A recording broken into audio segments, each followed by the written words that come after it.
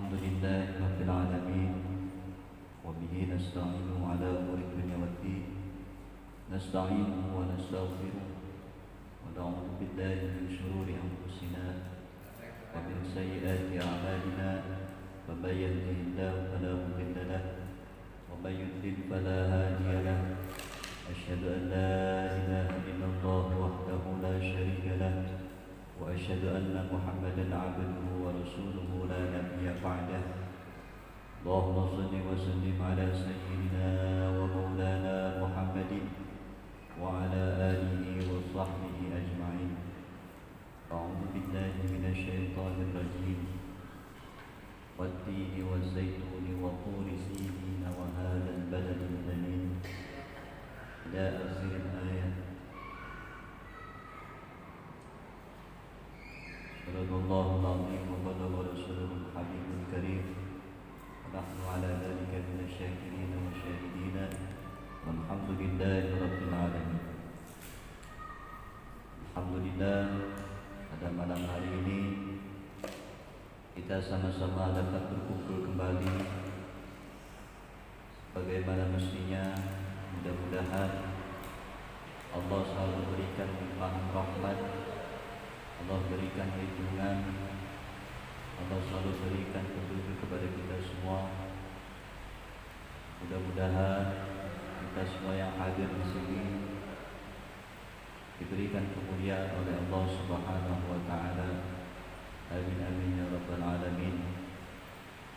Pertama-tama mari sama-sama kita bersyukur kepada Allah Subhanahu wa taala atas rahmat dan nikmatnya kepada kita semua sampai saat ini. Kita bersyukur kepada Allah dengan mengucapkan Alhamdulillahirabbil alamin. Kemudian kita juga dianjurkan untuk bersalawat dan bersalam kepada baginda Nabi Muhammad sallallahu alaihi wasallam. Kita bersalawat kepadanya dengan mengucapkan Allahumma shalli ala sayyidina Muhammad wa ala ali sayyidina Muhammad. Kemudian kita juga bersalam kepada beliau dengan mengucapkan Assalamu alayka ya Rasulullah.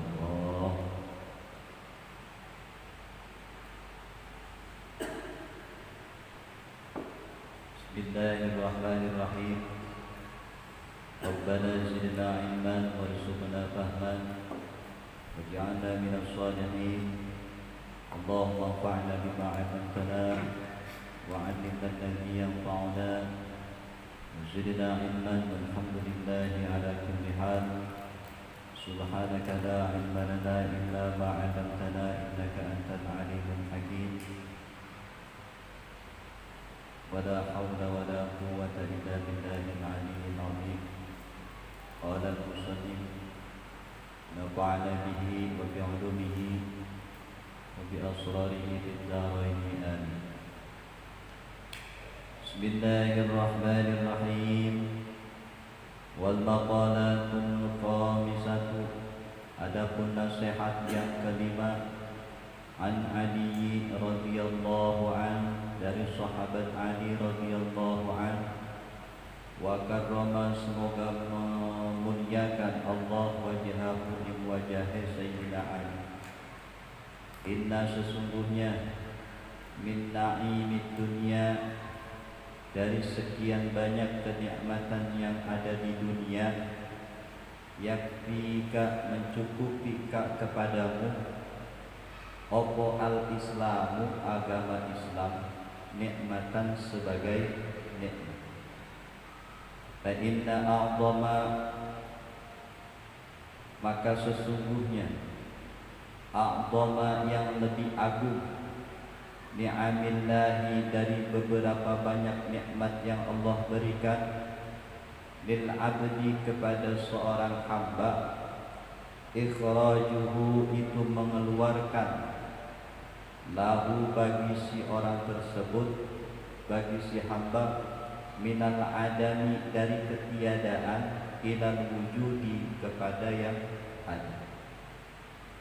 Wa ikhrajuhu, dan mengeluarkan, min zulumatil kufri, dari kegelapan yang menutupi hatinya ila nuril islami, kepada cahaya keislaman di dalam hati. Wa inna, dan sesungguhnya, minasyughli, daripada kesibukan, yakfi, mencukupi, ka kepadamu, opo at-ta'atu, ketaatan, syughlan, sebagai kesibukan. Wa ta'atullahi, maka adapun yang taat kepada Allah Ta'ala yang maha luhur, a'dhamu, itu lebih agung, al-istighali, sebagai kesibukan. Kesibukan yang paling agung adalah taatnya seorang hamba kepada Allah Subhanahu wa ta'ala.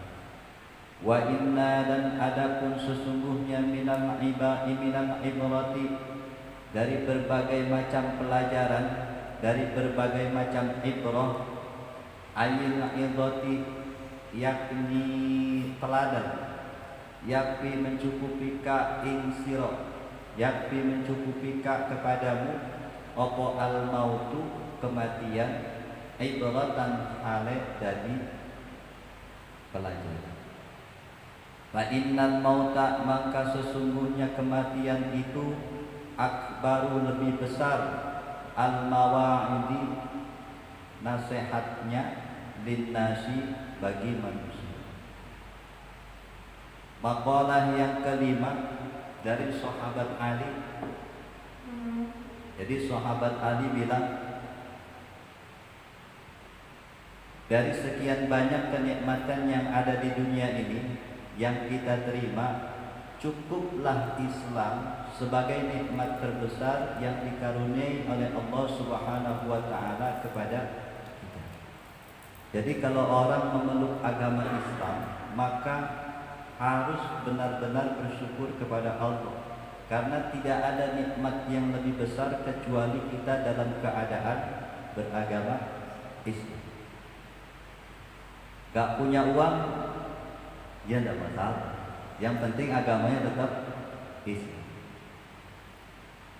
Hidupnya sulit, ya nggak masalah. Yang penting hatinya tetap dalam keadaan Islam. Yang bahaya kalau keislamannya sudah tidak ada lagi di dalam hati. Makanya nikmat terbesar adalah nikmat ketika hati kita mampu mempertahankan keislaman kita di dalam hidup. Karena hanya Islam, hanya agama Islam yang mampu menyelamatkan kita dari siksanya Allah Subhanahu wa ta'ala. Jadi jangan pernah mengeluh kalau yang hilang dari kita ini bukan keislaman kita. Jangan pernah mengeluh kalau cuma kesulitan hidup. Jangan mengeluh kalau orderan kerjaan enggak ada. Jangan mengeluh kalau sepatu yang Pak Muklis buat itu enggak laku.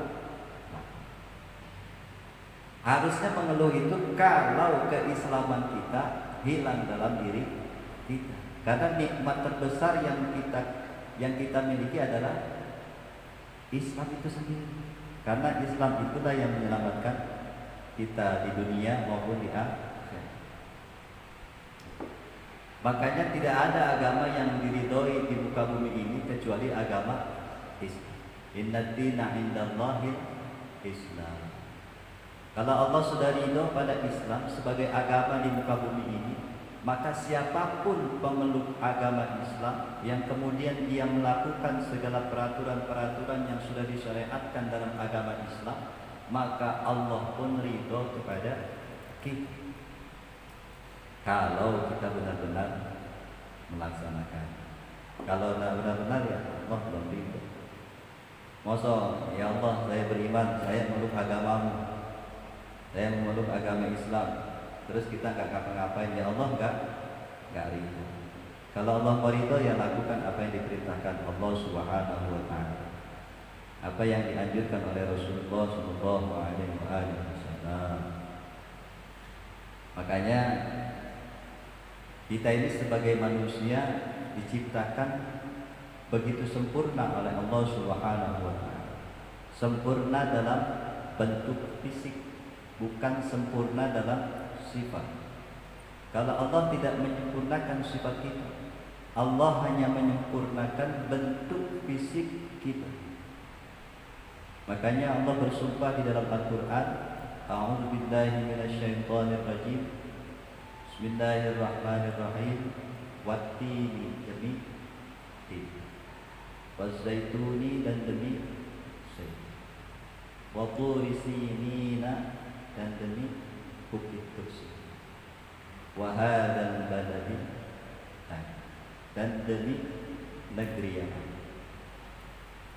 Allah kalau sudah bersumpah berarti setelah ucapan sumpah ada perbuatan yang amat-amat berat, yang amat-amat manfaatnya begitu besar. Makanya Allah mewanti-wanti kita, aku ini bersumpah untuk meyakinkan kamu wahai hamba-hambaku, jangan sampai engkau terpuruk. Jadi Allah itu tidak mau kita ini sebagai ciptaannya hidupnya terperosok dalam kehinaan, hina di hadapan Allah. Jadi Allah kalau sudah sumpah artinya Allah itu perhatian sama kita. Allah itu sebenarnya perhatian sama kita. Makanya pakai kata sumpah. Berarti ada manfaat yang begitu besar ketika sumpah, setelah ucapan sumpah yang Allah nyatakan. Terus wattini wazaituni wa turi sinina wa hadzal baladil amin. Terus apa lagi ya? Wa khalaqna insana bi ahsani taqwim. Wa khalaqna dan telah kami jadikan al-insana kepada manusia bi ahsani taqwim, dari sebagus-bagusnya bentuk. Jadi Allah memuliakan kita dengan ciptaan yang begitu sempurna dari makhluk yang Allah ciptakan. Makanya makhluk paling sempurna dalam bentuk adalah manusia. Walaupun dia hidungnya pesek, dia tetap sempurna. Kepesekannya itu adalah menandakan kesempurnaannya Allah. Ada yang mancung sempurna, pesek juga sempurna. Bibir tipis manis sempurna, bibir tebal nggak ngenakin dilihatnya, itu juga sempurna. Karena sudah sempurna bentuk yang Allah ciptakan kepada kita, maka jangan dirubah lagi. Karena kalau kita merubah berarti kita menolak kesempurnaan yang sudah diciptakan oleh Allah. Kemudian kita menghilangkan kemahasempurnaan Allah. Makanya jangan dirubah. Momono udah begitu ya udah begitu aja, nggak usah dioperasikan. Ya. Banyak orang-orang yang tidak menerima hidupnya pesek. Padahal dengan peseknya dia menjadi cantik. Banyak orang-orang yang hidupnya mancung tapi kan enggak ganteng. Kan gitu. Kan enggak semua orang yang hidupnya mancung ganteng. Ya kan? Misalkan orang yang hitam bedang, hitam hidungnya tapi mancung, ganteng enggak? Kan enggak. Wanita hidungnya mancung sekali, mancungnya kelebihan gitu. Kan enggak ganteng juga. Jadi tetap Allah ciptakan manusia walaupun berbeda-beda, dinamakan makhluk yang sempurna secara bentuk. Pesek ya sempurna, nggak ada rambut, kepalanya botak sempurna, ada rambut ya sempurna, tangannya tinggi panjang sebelah ya sempurna, kakinya pendek sebelah ya juga sempurna. Itulah yang Allah cipta, itulah kesempurnaan Allah ketika menciptakan sesuai dengan kehendaknya Allah.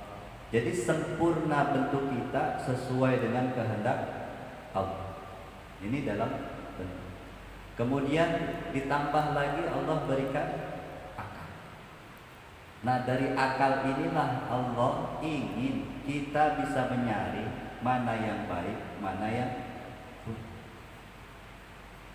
Makanya kesempurnaan manusia itu selain fisik juga diberikan akalnya untuk menyaring mana yang buruk atau mana yang baik. Jadi lucu kalau manusia selama hidupnya tidak pernah berbuat kebaikan, berarti akalnya dah, akalnya hilang. Kalaupun tahu hukumnya, ya mesti Allah hilangkan itu akalnya sehingga dia tidak bisa melihat mana yang baik atau mana yang buruk. Jadi kalau orang berbuat keburukan, anggap aja dia tidak memiliki akal. Akalnya ada, tapi tidak digunakan, sehingga tidak bisa memilah mana yang baik, mana yang buruk. Baik aja, buruk aja. Katanya biar better, pahala 50%, keburukan dosa 50%. Ya. Jadi kesempurnaan itu mestinya harus dijaga.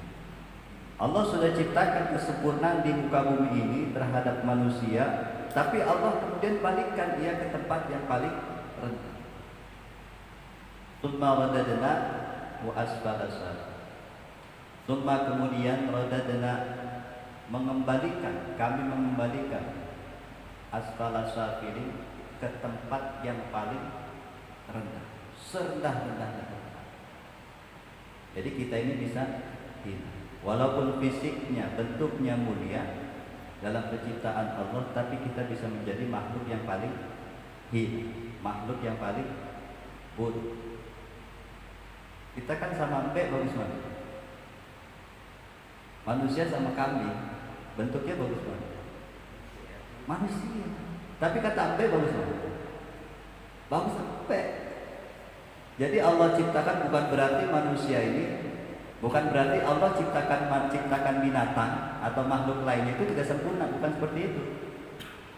Artinya Allah tetap menciptakan binatang dalam kesempurnaannya, sesuai dengan kehendaknya Allah. Ya kambing ya sempurna bentuknya. Coba kalau kambing kakinya pendek sebelah kayak buaya misalnya, yang depan kaki buaya, yang satu kaki belakang kaki kambing, kan gak sempurna. Tapi Allah ciptakan sempurna, kaki depan dan belakang ya sama kayak kambing. Jadi orang bisa menilai, kalaupun potongan kambing kakinya, walaupun kambingnya gak ada, tapi kalau dibawa, ini potongan apa? Oh, ini kaki kambing, kan mesti gitu. Jadi Allah bukan berarti Allah dan penciptaan Allah yang lain itu bukan sempurna. Sempurna semua sesuai dengan kehendaknya Allah. Tumbuh-tumbuhan ya sempurna, batu ya sempurna. Semua yang Allah ciptakan itu sempurna. Tapi ada yang lebih sempurna. Siapa? Manusia. Manusia itu udah makhluk paling sempurna. Ya bentuknya enak dilihat, ya jalannya enggak kayak orang hutan. Ya, orang hutan itu kan panjang tangannya, jarinya, lapak tangannya itu besar. Kemudian jarak panjang tangan dengan badan itu melebihi panjangnya badan, sehingga ngampleh tangan itu kayak ngampleh. Ya nggak pantas. Tapi sempurna, tetap sempurna menurut kehendaknya Allah. Kemudian manusia diberikan akal. Tapi ketika lahir di dunia, summa radadnahu asfala safilin, kemudian Allah kembalikan dia, manusia itu, ke tempat yang paling rendah. Innal ladzina amanu wa 'amilus shalihati, kecuali orang-orang yang beriman kepada Allah, wa 'amilus shalihati, dan berbuat kebaikan. Jadi orang yang tidak akan pernah hina di hadapan Allah adalah orang yang beriman kepada Allah, kemudian dia melakukan perbuatan-perbuatan yang baik. Kalau tidak beriman, tidak berbuat baik, maka ia menjadi hina di hadapan Allah. Banyak orang, kalau kita ini tidak tahu kita ini beriman apa enggak. Kalau kelakuan kita masih buruk, lisan kita masih buruk, pikiran kita masih buruk, terus keimanannya di mana? Wong ciri orang beriman itu mesti melakukan kebaikan. Gak mungkin kan orang beriman gak berbuat kebaikan kan? Wong namanya beriman kepada Allah, beriman kepada Rasul, beriman kepada kitab-kitab Allah, para malaikat, beriman kepada hari akhir, mosok gak pernah berbuat kebaikan. Kalau gak pernah berbuat kebaikan berarti tidak ada keimanan di dalam hati. Kan kata Allah jangan berpecah belah, wala tafarraqu, jangan kamu berpecah belah. Dia berpecah belah, ngomongnya provokasi. Akhirnya pecah. Terus di mana amil sholihati? Di mana keimanannya kepada Allah Subhanahu wa taala? Katanya kembali kepada Al-Qur'an dan hadis. Tapi giliran Allah bilang apa? Wala tafarraqu, jangan kamu berpecah belah. Berpeganglah kamu pada dalil Allah. Tapi malah pecah belah. Gara-gara apa? Gara-gara paham, gara-gara kekuasaan. Yang satu bid'ah, yang satu enggak bid'ah. Yang bid'ah ngejelekin yang apa? Yang satu yang enggak suka dibilang bid'ah juga ngejelekin yang bilang bid'ah. Jadi dua-duanya saling menjelekkan. Terus yang baik ya Pak? Enggak ada yang baik, satu sama lain saling menjelekkan. Kalau sudah saling menjelekkan kan terpecah belah. Makanya Indonesia ini kalau mau aman ya bersatu. Mau siapa aja pun bersatu. Kalau perbedaan itu mah wajar-wajar aja, namanya juga perbedaan. Tapi jangan sampai perbedaan itu menumbuhkan rasa kebencian di dalam hati kita.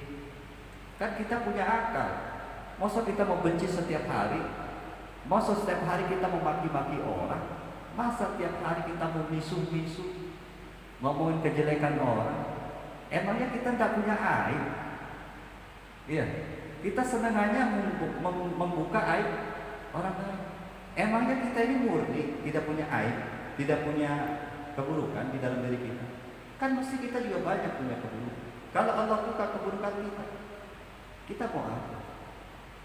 Jangan sampai perbedaan itu menjadikan kebencian dalam hati kita, sehingga melihat kebenaran itu pun akan menjadi sulit.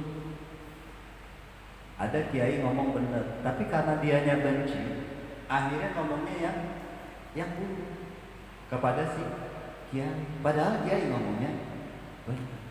Ya karena dia nggak sepaham sama kita, akhirnya kita menjelek-jelekkan. Alah, ngomong aja baik, ngomong kelakuan gitu.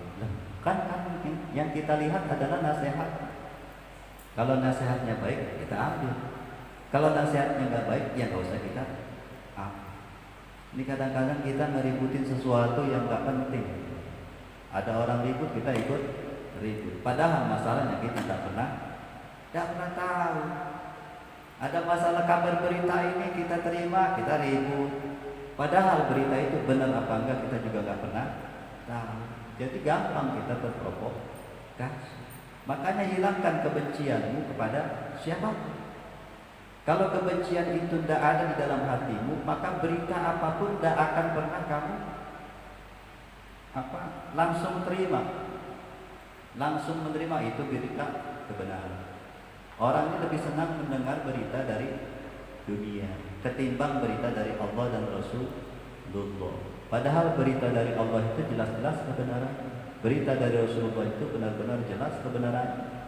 Nah kalau berita dari televisi, berita dari medsos, berita dari segala macam yang sifatnya itu ngomongin orang, ngejelekin orang, inilah itulah, di komenan itu si A ribut sama si B, terus komenan di bawah lagi ribut lagi, saling menghina, akhirnya saling menghujat. Terus kebaikannya di mana? Amilus sholihatinya mana? Katanya orang beriman, tapi bukti keimanannya enggak ada. Bingung. Ini orang awam akhirnya bingung. Ini kita mau ikut siapa sebenarnya? Iya, kita ini mau ikut siapa? Yang satu ngomongnya jelek, yang satu nimpalin. Akhirnya kan sama-sama siapa? Udah pokoknya kita mah orang awam mah, tugas kita nih orang awam. Waktunya sholat, waktunya kerja. Waktunya berbuat baik, berbuat baik. Tidak usah ikut-ikutan.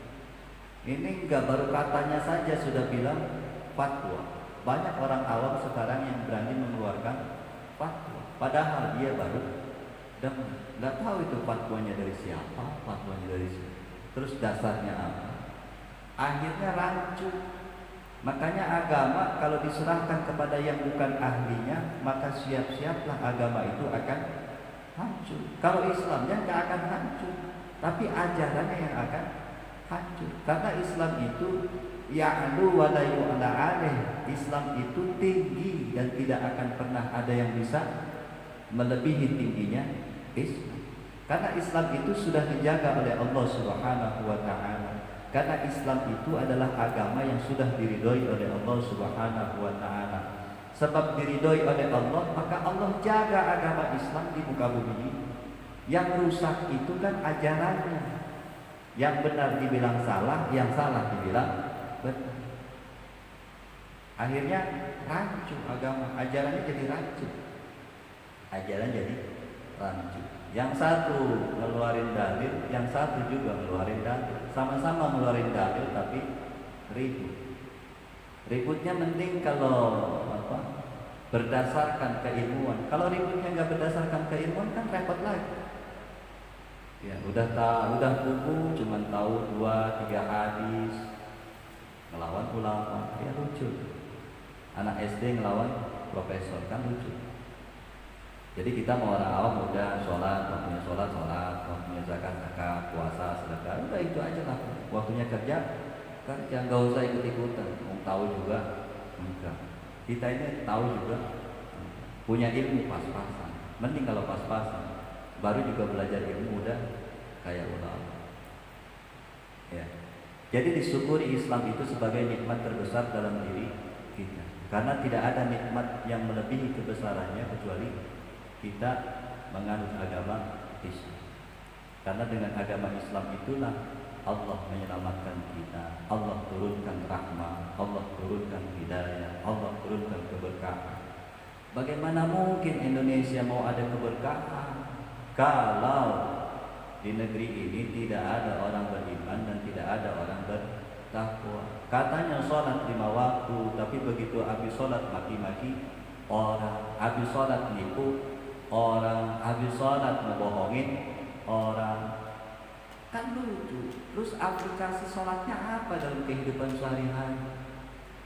Puasa menahan nafsu, habis puasa 1 bulan penuh, Lebaran langsung misuh-misuh, langsung berantem, langsung hujat-hujatan. Terus hawa nafsunya dikemanakan? Makna puasanya kemana? Berarti kan makna puasa selama 1 bulan itu tidak pernah kita dapatkan. Terus makna ibadah kita itu di mana? Kalau kita tidak pernah untuk bisa berniat sungguh-sungguh menuju kepada Allah Subhanahu wa taala, maka syukuri saja dulu bahwa kita sudah beragama Islam.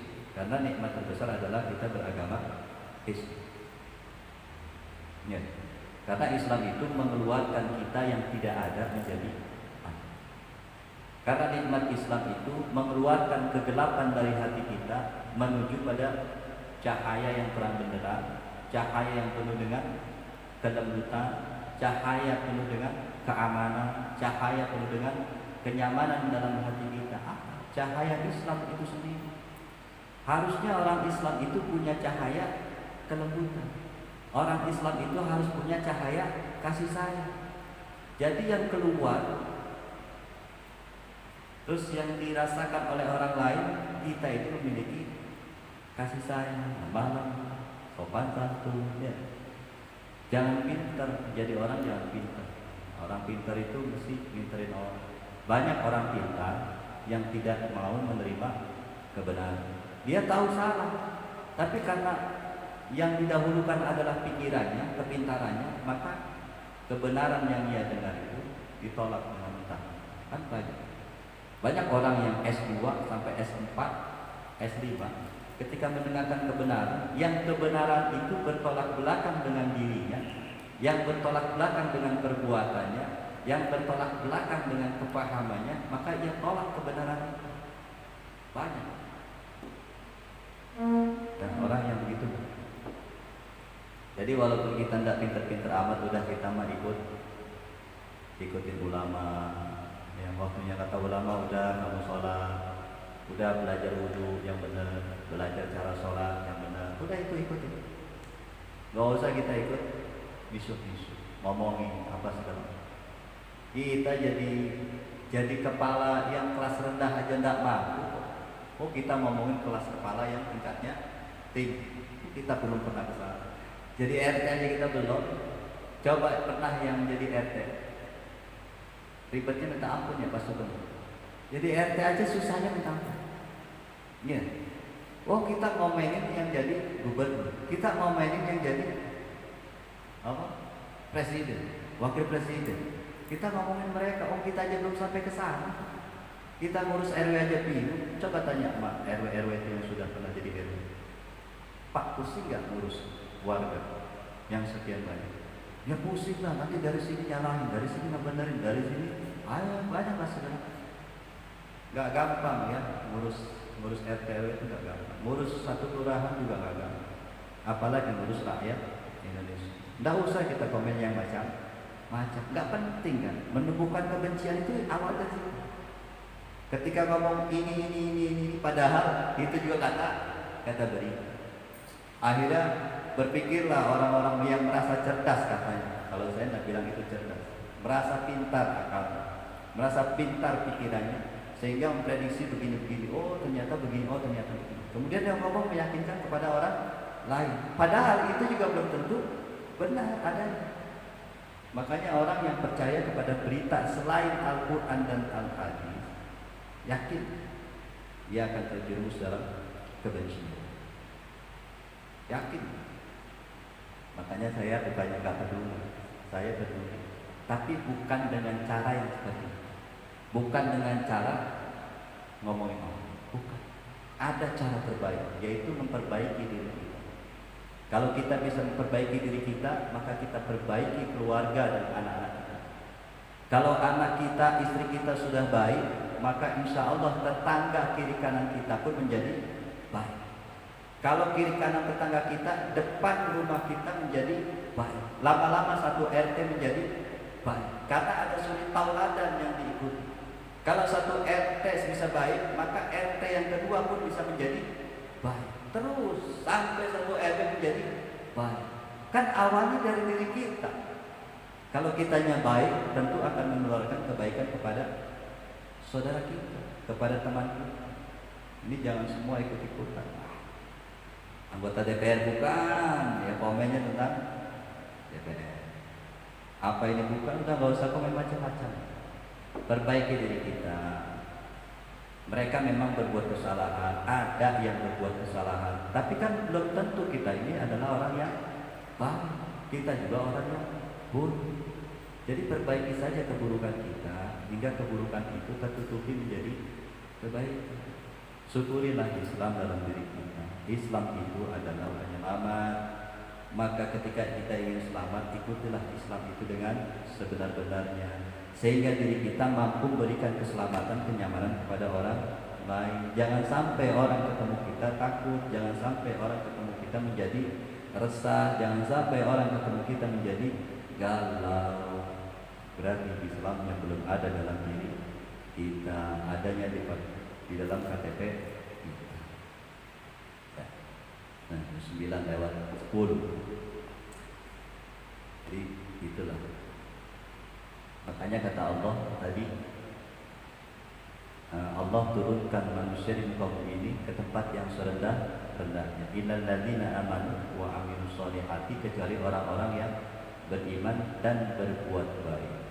Falahum ajrun ghairu mamnun, falahum, maka bagi mereka ajrun, mendapatkan pahala, ghairu mamnun, yang tidak ada putus.